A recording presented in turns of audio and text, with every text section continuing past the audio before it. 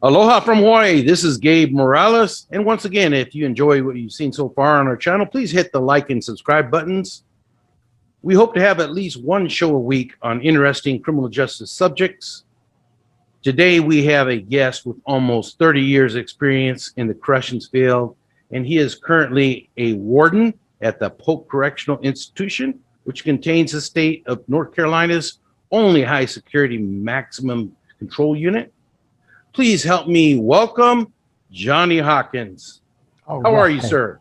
You know what, Gabe, I'm doing well. It's an honor to be part of this broadcast. I've been following it. Easy flow format, very informative. You know, it's a pleasure and an honor being able to speak to you directly. I know over the years we've talked on the phone. You've always helped me out, and I consider you a mentor. And again, I thank you for the privilege of being part of this gangs, cops, and politics forum. So thank you. Thank you, sir. The feeling is mutual. A lot of respect and admiration for what you've done there in North Carolina and the East Coast and across America.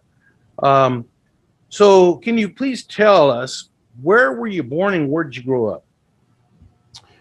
I was born in North Carolina, and shortly thereafter moved to New York. Stayed there for a couple of years. I am a diehard Carolina native.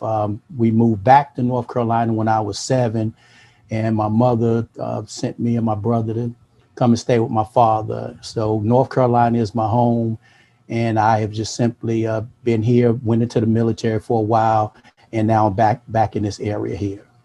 All right. Well, with your background there, Johnny, I would have swore you would have said Pittsburgh, but that's okay. I know a lot of Pittsburgh Steelers fans. So, of course, you know, I'm a Seahawk. I'm a diehard Seahawk fan. Definitely. Now, you know, Gabe, I tell you, I actually like the Seahawks. I think they play similar to the Steelers, but I've been a Steelers fan since I was 7 years old. So I'm looking at 44 years as a Steeler fan. Right, right.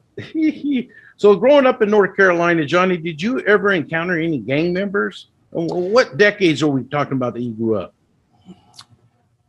Born in the 60s. Like I say, I'm one of the last of the civil rights. I kind of equate the civil rights era with, unfortunately, the death of MLK, Martin Luther King Jr., one who I respected. So I was born in 67, and so my growing up years was mostly 70s, 80s.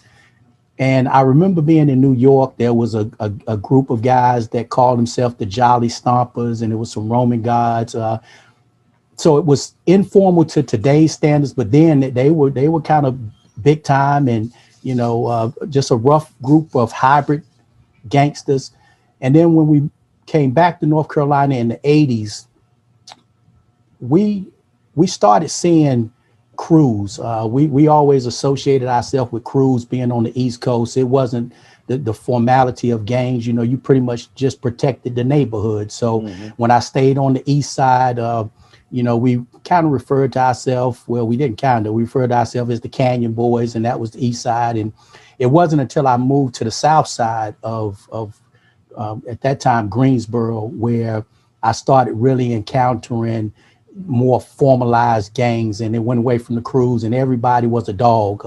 It was Atomic Dog, Junkyard Dogs, Dogs, Top Dogs, and we would go to the roller skating ring and listen to the music, and then after it would just be brawl. So I kind of grew up in that community, in that atmosphere as well. But as far as formalized gangs that we see today, that wasn't of any real presence. When I originally started hearing about Bloods and Crips, I was actually in the military, and Colors was the first time I'd ever seen that. And some of the guys that was from the West Coast, I remember them saying, "Man, that's real." And I'm like, "Wow!" And to be honest, I marginalized it because I couldn't understand the red and the blue, and I'm thinking it's more about those colors and those symbolisms, when it was deeper than that. And later on, when I moved to Arizona, that's when I really had a chance to see it firsthand. So being a young soldier, and then I got out and started my work as a campus security at Arizona State, but was still, not making enough money to stay in a decent neighborhood. So I was staying in South Phoenix, and that was a blood neighborhood. And I remember the first time I went to the barber shop, and the guys had told me, they said, look, when you go in there, dress neutral. So I put on all black, went into the barber shop, and it was an eerie silence, and no one said a word. And when you go to the barber shop, I don't know the rule of law with your barbers, Gabe, but you never go to the old guy, So I ended up having to go to a gentleman that was a little bit older, and he started basically Q&Aing me, talking to me, and he said he had people in Charlotte, and then once he gave me somewhat the stamp, he was like, you know what, young blood is cool, and guys would talk to me so I could go into the barber shop. But to see it up close and personal, living in that neighborhood and trying to do right, that's when I really started seeing what we know as today. But growing up, we really didn't have it. Like I said, we protected the neighborhood, and that's what we did. I know my brother and I, we probably was exposed to a community where we probably was the youngest of the guys, and we hung at a place called the Grove. My father would take us there, and Chili Willies and Chuck Wagon steak sandwiches is pretty much what we did on a day to day. And we was just out there, so we saw some gangsters and some thugs and some things, but it never really impacted us. Life stabilized when my mother came down from New York, and that's when we really started having some normalcy to life. But again, it wasn't a bad experience, but to say formal gangs, it wasn't until I was in the military and moved to Arizona when I started seeing, Bloods, Crips. And of course, when I was in the Army, I knew some GDs and some guys like that who was from Chicago. But being an East Coast guy, we had our crews, the Kangos, the name belts, the fat laces and the Pumas and the suede. So that was kind of how I grew up. Doing Well, those that's type of activities. very interesting. We have very similar backgrounds, I think, in a lot of ways. Of course, I grew up on the West Coast, Yes, sir. in Seattle, but during the '60s and even into the the '70s, up until probably the late '70s, it was really, really unheard of for a black man to kill another black man or a brown man to kill another brown one. My mentors were Right. the Black Panthers and the Brown Berets, and so Yes, they were sir. trying to bring black and brown people up, not put them in the grave. So it was Exactly. very shocking then to see when LA gangsters around the late '70s, early '80s came up in Washington State and really changed the game. I mean, we always had mano a mano Right. type Right. of individual beefs, but we had just crews, neighborhood groups, high schools based on high schools or junior high where we lived, but it wasn't really organized. And these guys were organized from LA, and then of course Chicago gangs came in too. There's a heavy presence of gangster disciples in Seattle, even still today. And that really shocked me. And then ended up going into the military, the Marine Corps.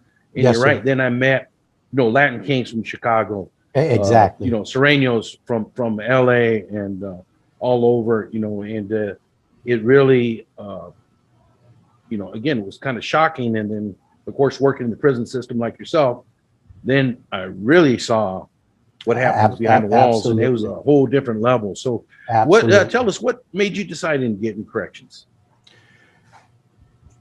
For a better quality of life. When I got out of the military, as an 18-year-old signing up, and I had prepared myself before I went in. I stopped doing some of the activities as far as basketball and football, and I went to something that I felt like would allow me an opportunity to be more prepared. So cross country and wrestling is what I did. So I went into the military, and of course, as 18-year-old, promised me a lot of red carpets when I got out and completed my service, but they weren't there. So ultimately, I ended up going to school full time, and I worked at a mill.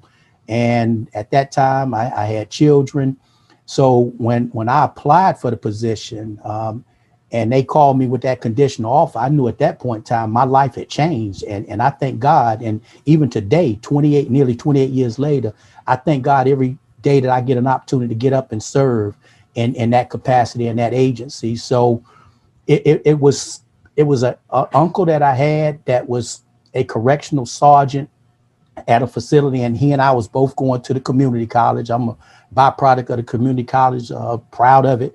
And that's when I started thinking, okay, you know what, maybe I need to just get off into something where I can earn some money, because, you know, being in the military, seeing some of the things that I had seen early on in life, you know, in 1979, I'll go back there.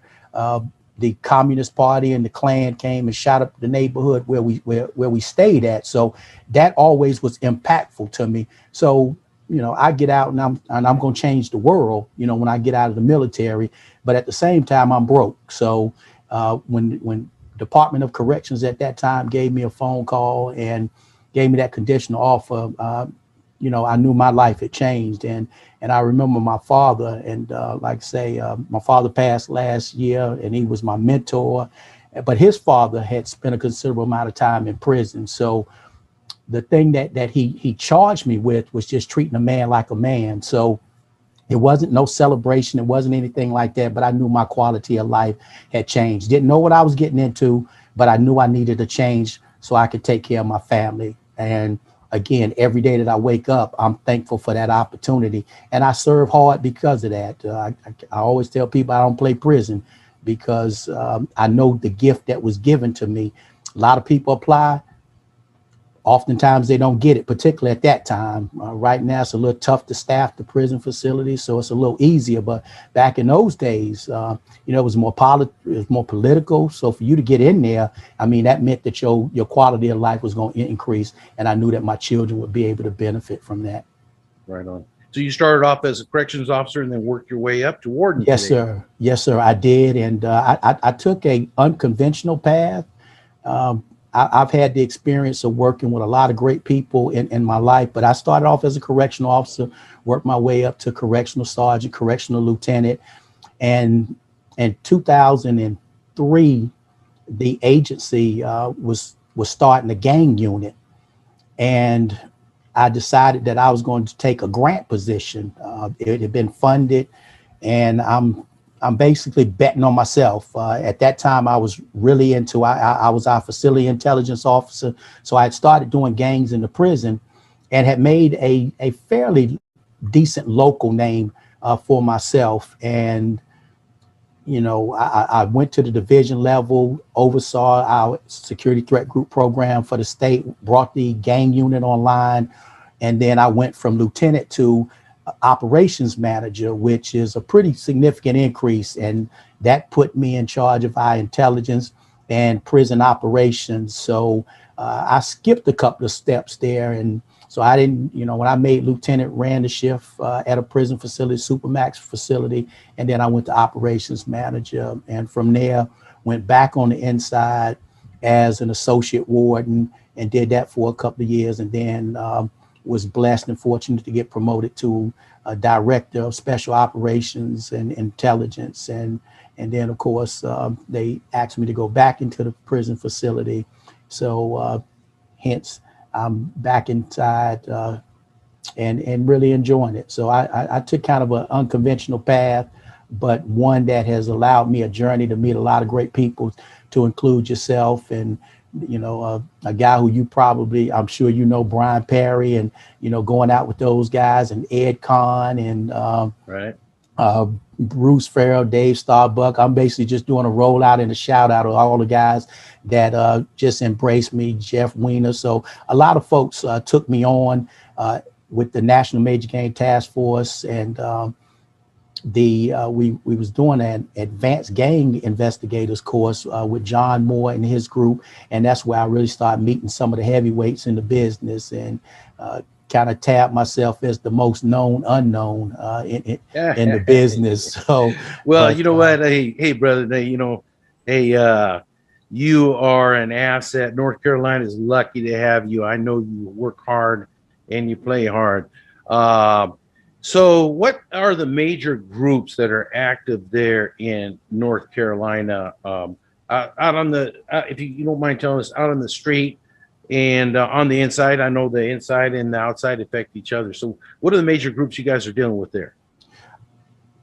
The Bloods by far. The Bloods have primarily taken over the East Coast. What we started seeing originally in North Carolina were Crips down in that Fayetteville area where Fort Bragg is. And that was one of the first situations or the first gang, major national gang stories that I had an opportunity to interview a lot of the participants in that. But it was the Rolling 30s, did a murder down at Fort Bragg. So the Crips kind of propelled themselves originally on the streets. Now in the prison system, we were tracking from the origins, we were tracking 5%ers, Durham boys, Fayetteville boys, and there was a group called the Renegade. Those were the four original gangs in the North Carolina prison system. Well, it didn't take long for folk nations to introduce themselves, Bloods to introduce themselves. And the Bloods actually came to North Carolina probably mid 90s. And that the gentleman who brought it down came from New York and brought the 9 tray set. So I dealt with him. But as of today, so we're talking United Blood Nation affiliated. Exactly, United Blood Nation. East Coast more than West Coast. Exactly. He brought that entire nation down into the prison system, into the communities, and they are still prevalent. So Bloods are the primary gang in the state. Sureños pretty much hold the drug market down. They're significant. The numbers are growing. You see a skirmish of Norteños, but Sureños are certainly as prominent and as dominant because of the drug market. The numbers aren't there. I would probably say certainly Bloods, Crip folk, because of that East Coast connection, they will tie bonds together, unlike in the Midwest where, folk and Crip don't really intermingle the way that they do here in this state here. But the most dominant ones is certainly the Sureños and the Bloods. And in the prison system, it's Bloods. You're probably talking about, for every 3, 2 of them may be Bloods. So they are pretty significant. The Hispanic gangs are significant, but, but they're not as significant as they are on the streets inside the prison systems. Got you. Now, Johnny, you are a nationally known prison radicalization expert. Can you tell us, sir, what are generally the causes of that radicalization when they get incarcerated? Is it politics, religion? Are there mental health issues involved? Some of the individuals that I've dealt with, it's 2 real schools of thought. It's the practice and the principles. And I've written some lesson plans. I worked for North Carolina Central Homeland Development, and that was a great opportunity for me. But what I found is that the majority of the time, it's based on racial preference. Politics can play into it as well, but it's I've seen it being based more on race and religion and those components there. Some of the persons that I've dealt with a national profile, one of the gentlemen was a Black Hebrew Israelite, and he targeted a child because of what he perceived was the sexual preference. And I've dealt with a white supremacist who attempted to blow up a courthouse, a young man who was of Arab descent, at UNC Chapel Hill, who a couple of years ago committed a terrorist act by trying to run over several other students down there, and actually did so. And then another gentleman that I dealt with was a soldier that was formerly out of Fort Bragg, a white supremacist. And each one of them did it for different reasons. From a mental standpoint, Gabe, I'll be honest, we all have those struggles. These guys can be passionate, and I think sometimes we can misconceive the mental state for the passion. If you put race, religion, and politics into it, it is going to be a powder keg. So I can't say that one is more synonymous than the other, but I will say that, those are examples of each of those elements that I had to deal with. Now, the one who seemingly has the most conviction to it is probably the one that's based off of race. I've seen that tie bonds more so than the politics and the religion. Right. Yeah. Yeah. I've seen that too. We all have our belief systems, but if, you could say, that God, preordained black man to be superior, or God preordained white supreme Exactly. power. I've even heard guys quote the Bible or the Quran saying, Yes, this sir. is why I am right, and Yes, sir. self-righteousness is Exactly. hard to argue against that, because they're saying, hey, Exactly. this is me and God versus you and what you're saying.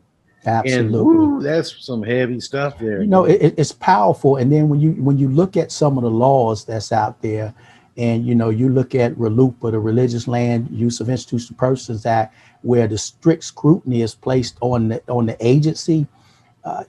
Just about any person who has an imagination and can be creative and put something on paper, you may have to recognize and honor that religion based on just laws, that's placed in place, that's put in place, that sometimes can promote that more so than what we would like to talk about and believe in instances. But, at the end of the day, I believe you got a right to believe whatever you want to, as long as it doesn't impact other people in a negative way. But, those laws sometimes are built in to be a deterrent, but oftentimes they promote a person's individuality and radicalization. And that's been my experiences. Well, that's been mine too.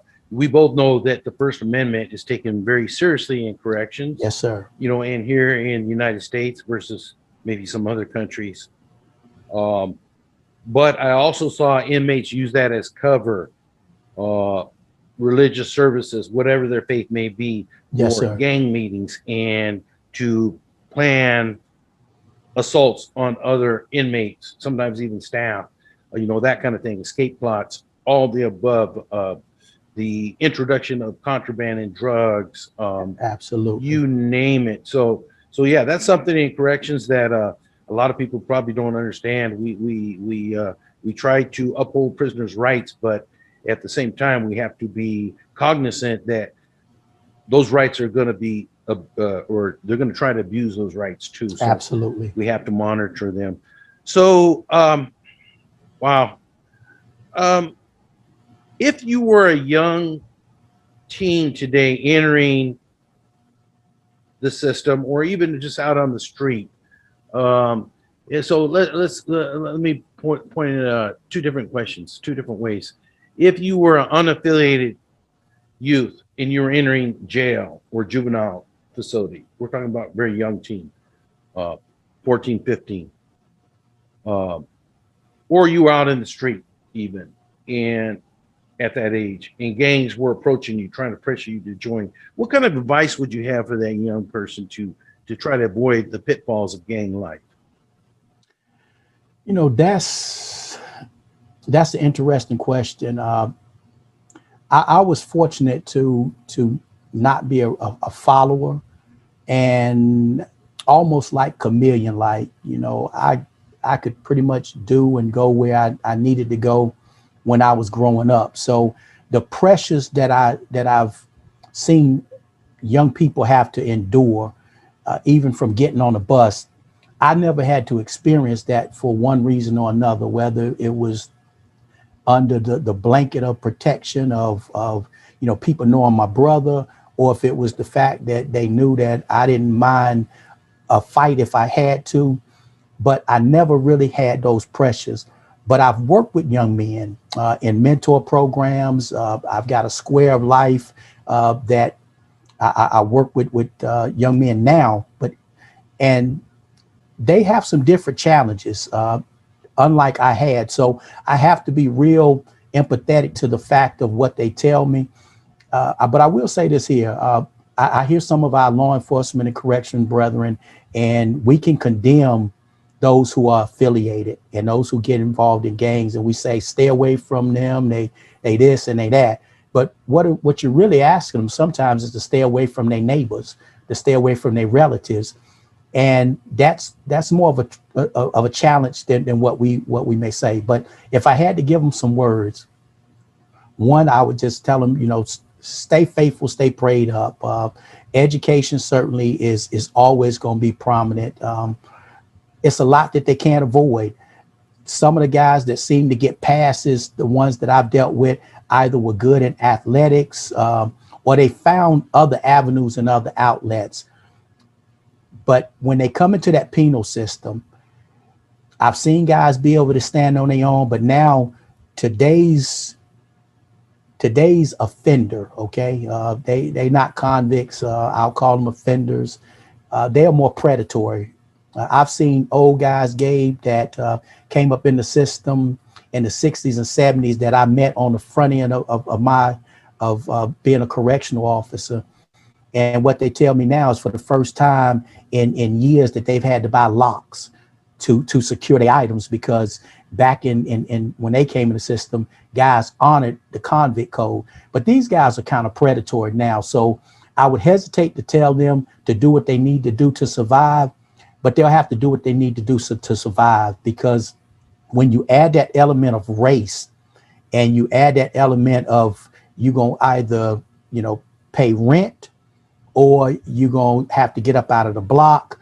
Most of the guys understand that if you take that path of least resistance, which means go to protective custody, and you've got a long bid, that's a stain on you that you never truly get over with. So as a 14, 15-year-old guy coming into the system, I would just tell them to remember the ones who they love.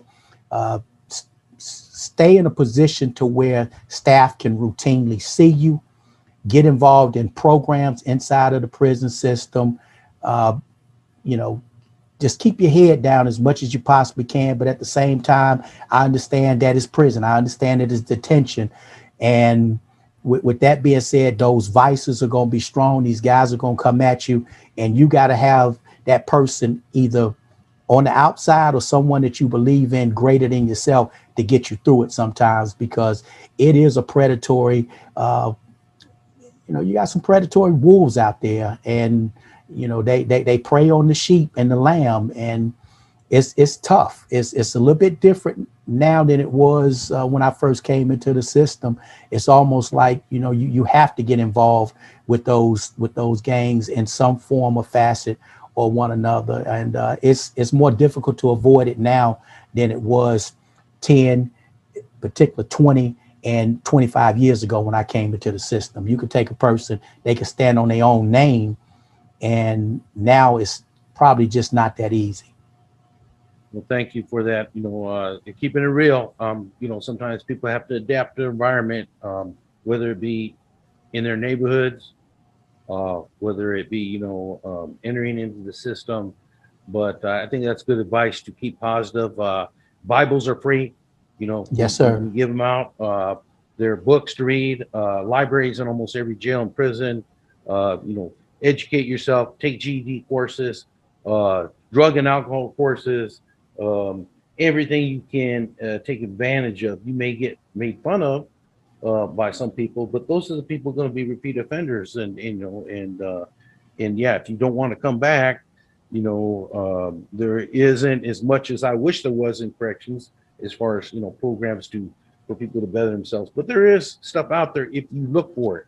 If you want to avoid it, then the gangs will feed you negativity. You're going to end up picking up more time. So you coming in maybe with a year, you may be picking up 20, 30 years by the time you're done if you succumb to the peer pressure. So that you may not be able to say no all the time, but yeah, as much as you can to avoid that stuff. I think that's good advice. So Johnny, if you were a new officer, and I know that has also changed since the time you and I were brand new corrections officers. Yes, sir. If you were a brand new officer coming out of the academy, going into the institutions, be it Polk or, even a minimum camp, what would you tell that new officer as far as advice when they enter into the units and are dealing with offenders? I always talk about the humanity or the aspect of it. Each one of those individuals are someone's son, someone's brother, someone's husband. They mean something to someone. And I think when you put the human element into it, that allows you to see a person versus someone that sometimes, when you put that shield on, you think these guys are beneath you. And that should never be the way that you approach the job. I always tell the staff that you're not there to punish. The sentence was the punishment. What we here do is ensure that they follow the rules and regulations of this agency. And I'm a stickler to that.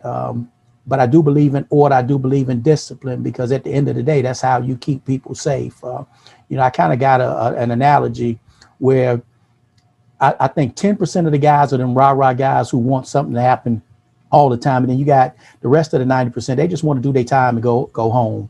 As a correctional officer, you have to really be engaged and be focused in on what matters to the offender, but without crossing the line of undue. Certainly, you know how it is, Gabe. When you first come on that yard, you get that death stare.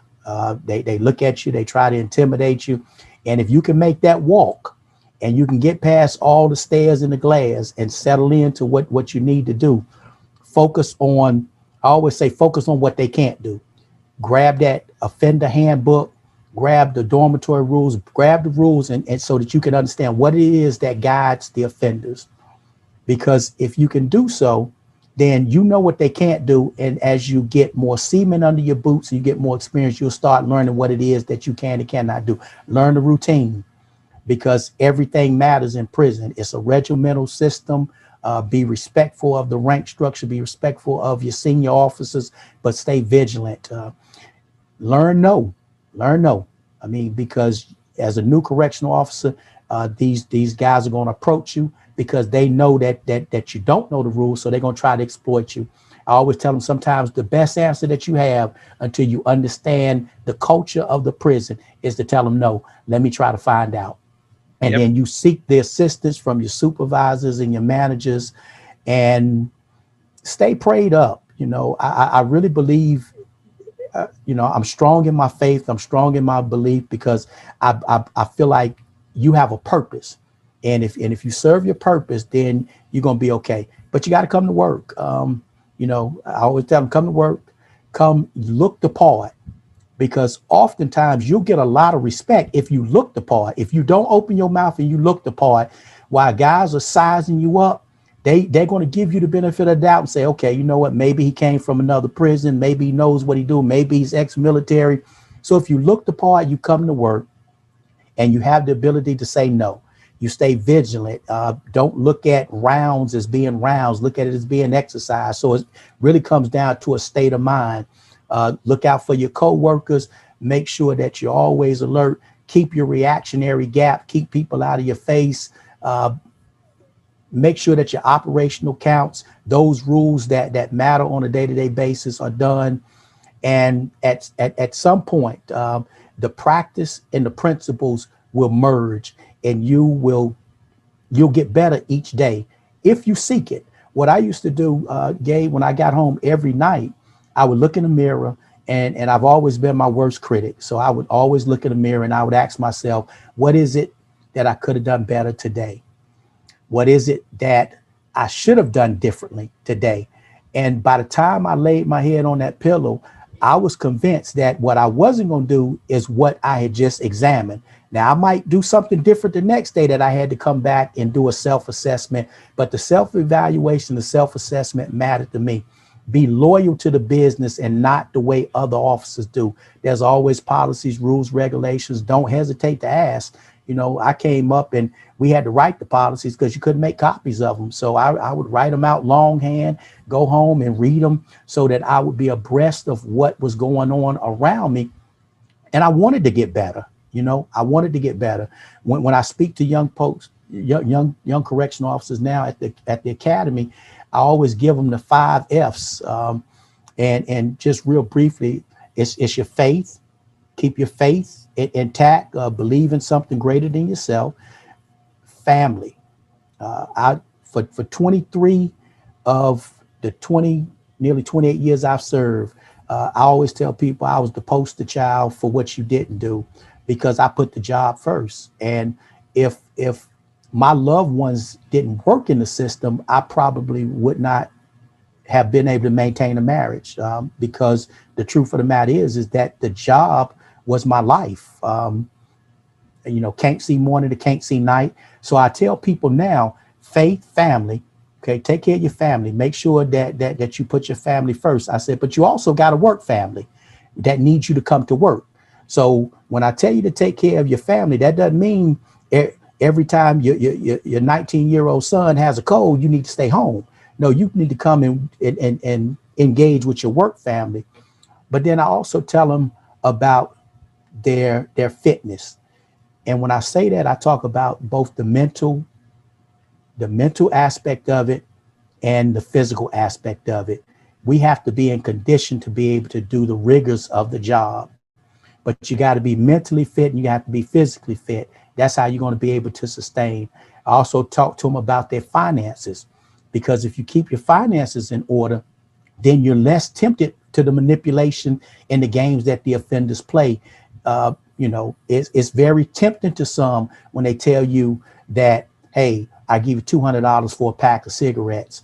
And that person's thinking, okay, well, it's not drugs, it's not gun, but it's contraband, it's illegal, it's illicit.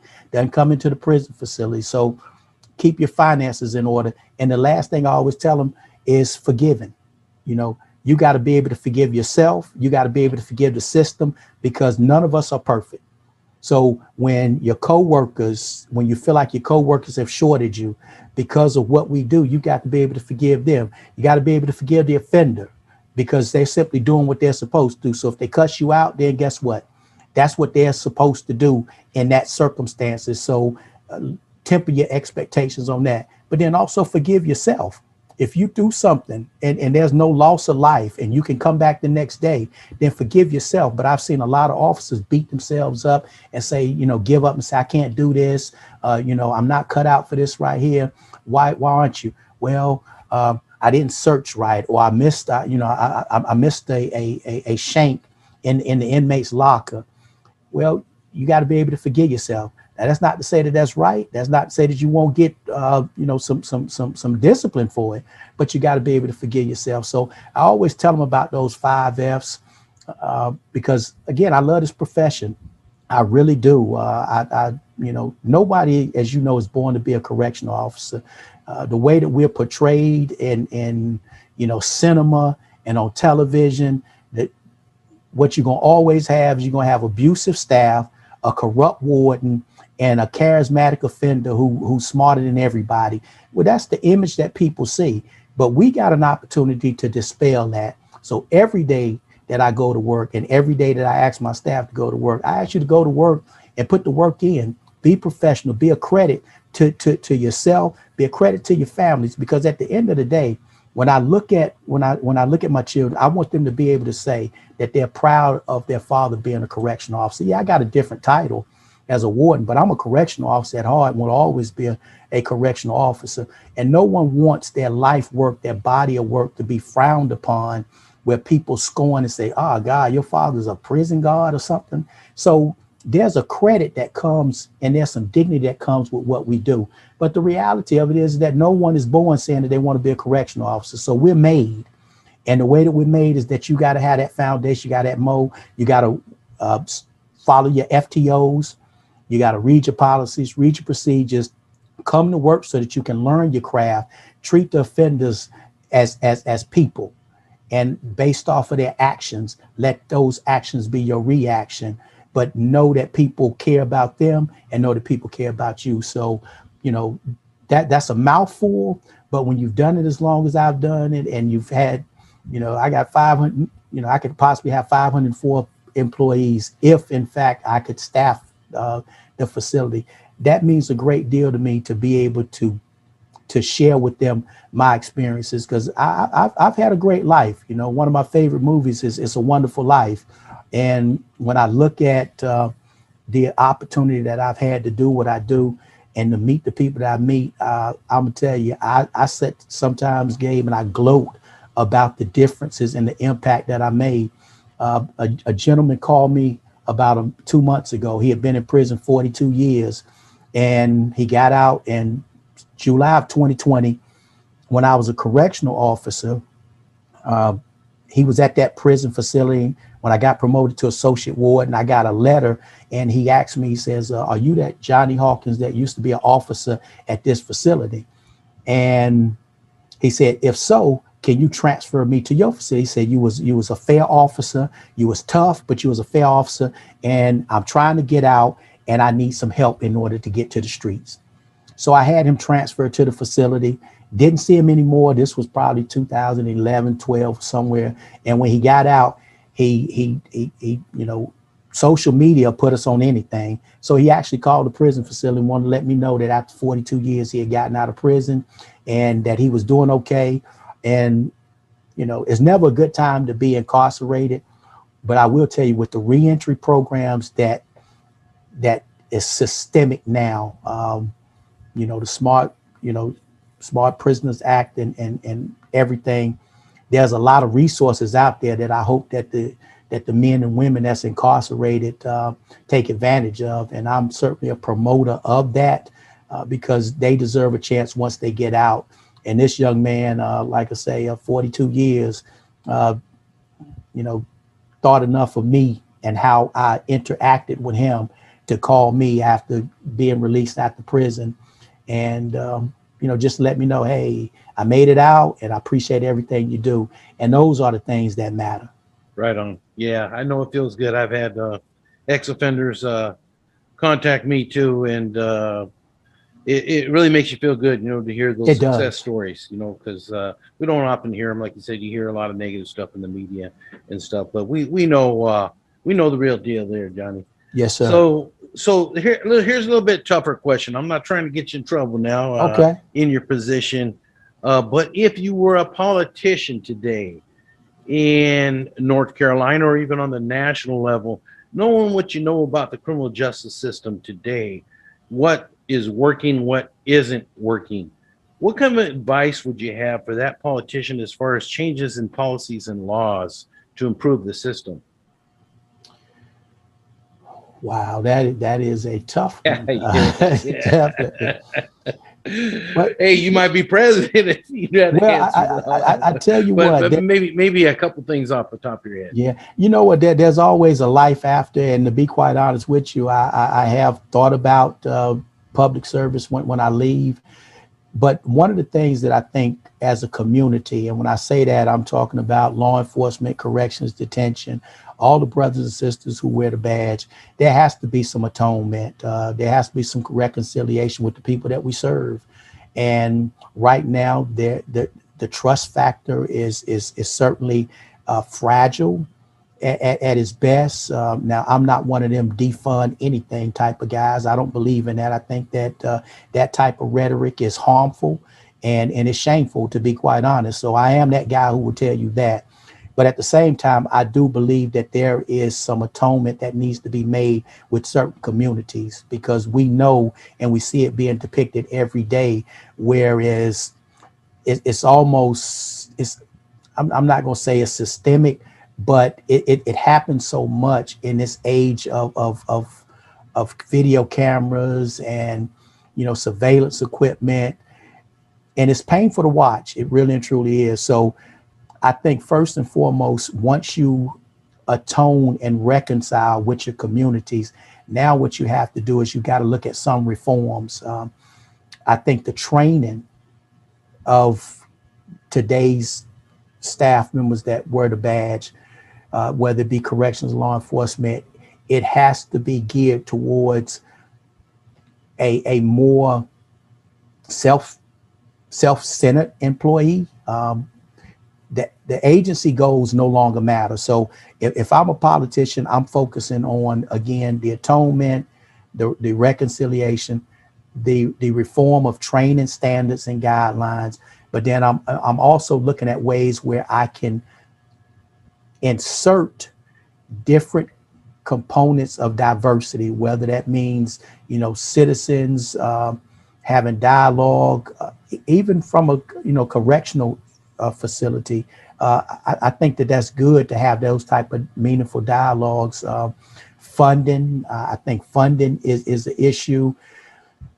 Selection of personnel is something that you really can't address, but I don't know if you look at getting into the schools earlier, you know, police officers have always had their programs, but I think systemically you have to look at bridging the gap with even younger people. So if I had the opportunity, I would start looking at, you know, what type of programs can law enforcement and judicial officials put inside the school system so that there would be a different perception of the work that we do, and the respect of those who wear the uniform will start to be revered as it once was.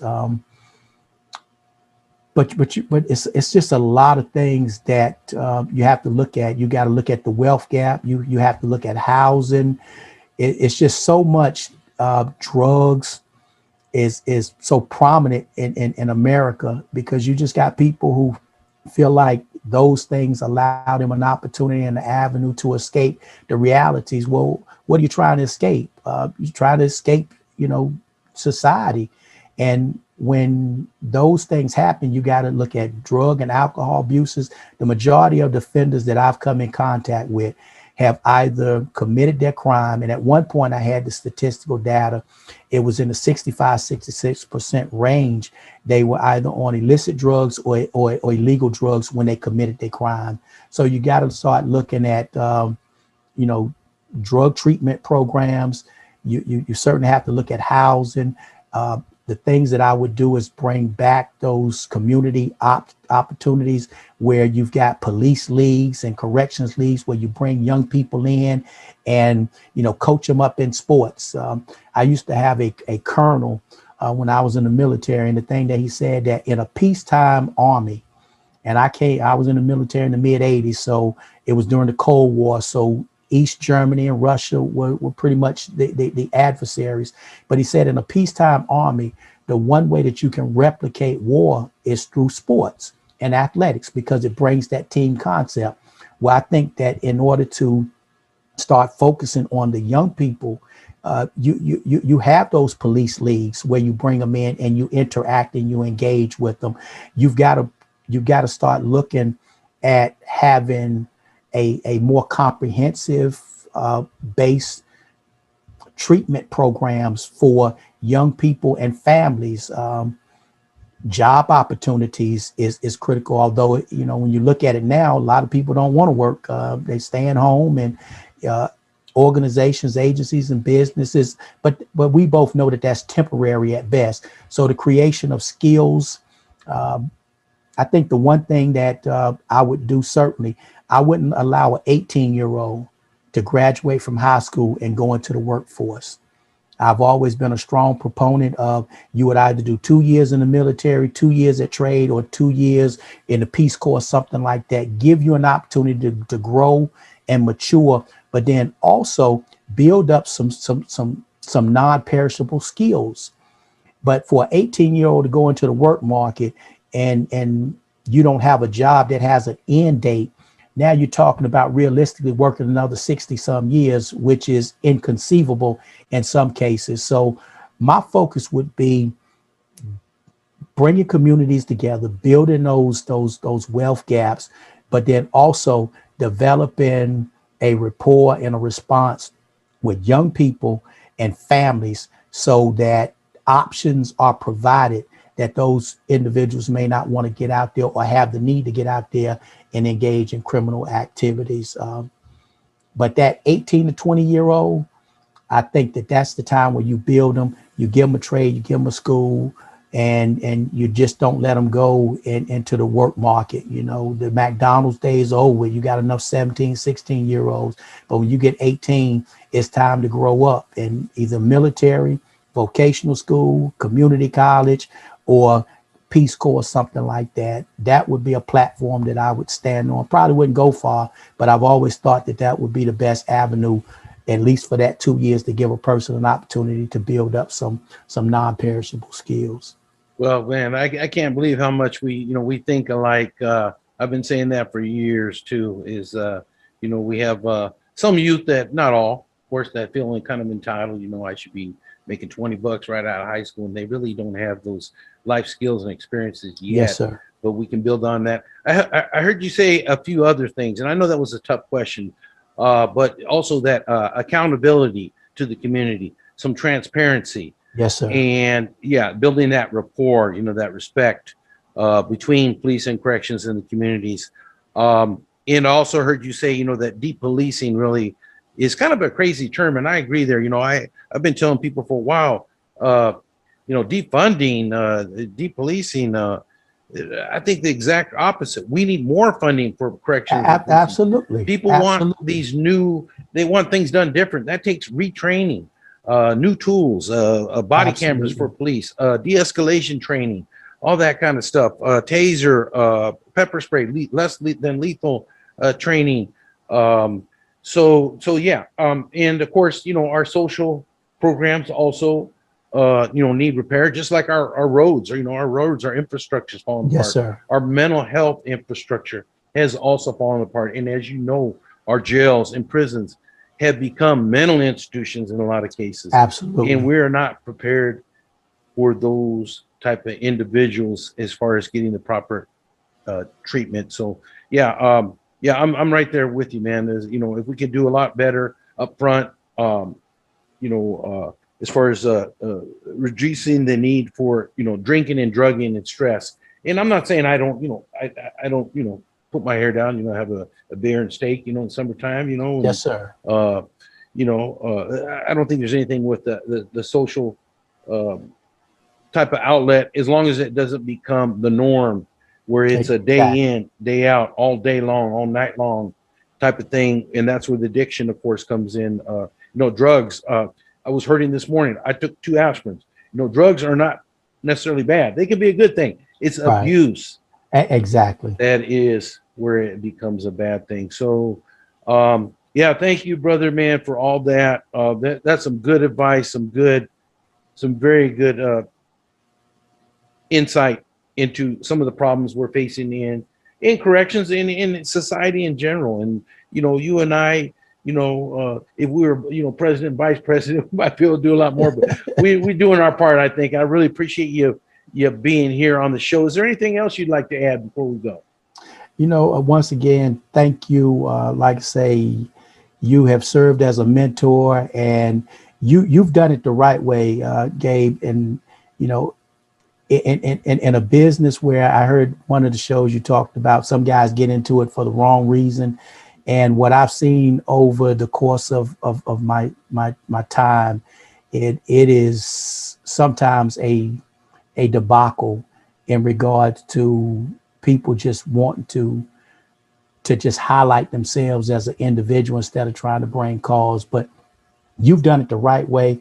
I appreciate an opportunity to be part of this forum, and I would be remiss if I didn't send a shout out to the East Coast Gang Investigators Association President Ed Torres. Like I say, think a lot of him, and Julio and Miss Mina, and the chapter president. I stepped down from the North Carolina, South Carolina, Miss Temperance Bright. So those individuals right there, and certainly, a legend in the game, and I heard that you mentioned him the other day, Wes. Like I say, just a good guy. Had a chance to meet him when he moved down to North Carolina, and again, just thank everybody who has been a part of my development over the years, and I'm looking forward to just continuously watching your podcast. It's informative. At some point, I'm gonna get my son to look at it, but right now he is more into the basketball aspect of it than trying to be like his daddy. So I think that's a good thing. Yeah. Well, hey, brother. Well, I try to do my part. Thank you very much, and yes, thank you, East Coast Gang Investigators, and all the associations and organizations that are working hard towards improving this situation. There's I say it frequently, there's no gang problem, there's gang problems. Thus, it takes multiple solutions. And Johnny, I know you are a big part of those solutions we're trying to improve on. So thank you again, sir, for coming on my show. And if you're ever out here in Hawaii, look me up, brother. I'll give you the local boy tour. Outstanding, definitely. I'm gonna take you up on that, and thank you, All and right. God bless. God bless All right, you. my brother. You take All right, care. take care You now. God All right, bless. okay. Bless. All right. All right, bye.